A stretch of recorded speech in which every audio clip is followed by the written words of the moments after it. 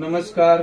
मी आपल्या सर्वांचा लाडका महाराष्ट्र केसरी सिकंदर शेख, नगेश तालीम, पुनीत बालन ग्रुप. तर मी कुस्तीला हिमाचलला गेल्यानंतर माझी कुस्ती पुष्पेंदर सोबत होती. तर तिथं मला गुडघ्याला फार जास्त इंजुरी झाली.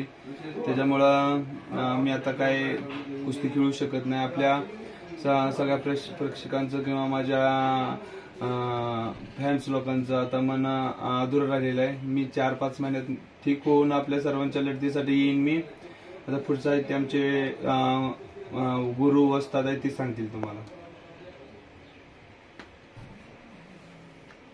सिकंदर शेख हा एकदम गरीब कुटुंबातून येऊन या ठिकाणी या महाराष्ट्रामध्ये नव्हे तर संबंध भारत देशामध्ये कुस्तीमध्ये नाव गाजवलं.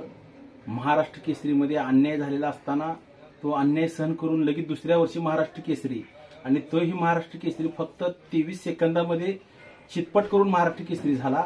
आणि आज पतूरचा या महाराष्ट्राचा इतिहास आहे की उत्तर भारतातले पैलवान येऊन या महाराष्ट्रांच्या पैलवानाला चितपट करत होते.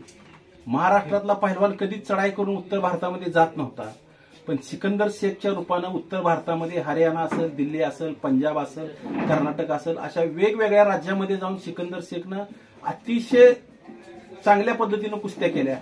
आणि हिमाचलमध्ये कुस्ती असताना सिकंदर शेखच्या 140 किलो बोजा असलेला पुढचा पैलवान, सिकंदर शेख 95 किलो असलेला पैलवान, आणि ते कुस्ती खेळत असताना 140 किलोचा बोजा गुडघ्यावर पडल्यामुळं लिगामेंट त्याची त्या ठिकाणी तुटलेली आहे.